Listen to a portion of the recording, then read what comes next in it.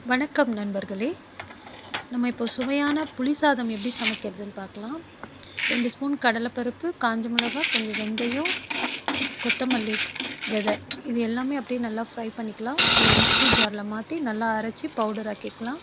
புளி வந்து ஒரு எலுமிச்சப்பழ அளவு தண்ணியில் நல்லா ஊற வச்சுட்டு அதை நல்லா கரைச்சி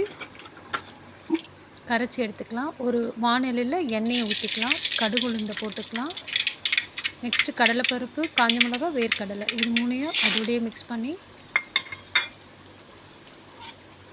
நல்லா கிளறி விட்டுக்கலாம். கிளறி ஓரளவுக்கு அது ஃப்ரை ஆனதும் அதோடு நம்ம அரைச்சி வச்சுருந்த மிக்சிங் பவுடரை எடுத்து அதோட ஒரு 2-3 ஸ்பூன் அப்படியே போட்டுக்கலாம். போட்டுட்டு அதையும் அதோட நல்லா மிக்ஸ் பண்ணிக்கலாம். மஞ்சள் பொடி கொஞ்சம், பெருங்காய பொடி கொஞ்சம், கருவேப்பிலை இது எல்லாத்தையும் அதோடய ஆட் பண்ணி நல்லா ஃப்ரை பண்ணி எடுத்துக்கலாம். ஃப்ரை பண்ணிவிட்டு புளி தண்ணி கரைச்சி வச்சுருந்ததையும் அதோடய மிக்ஸ் பண்ணிக்கலாம்.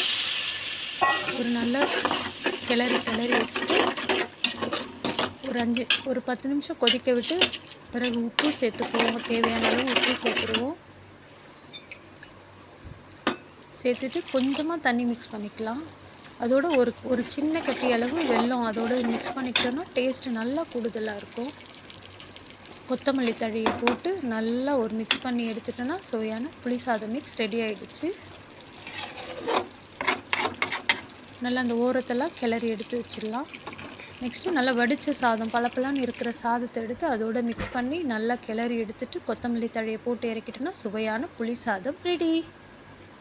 வாங்க சாப்பிட.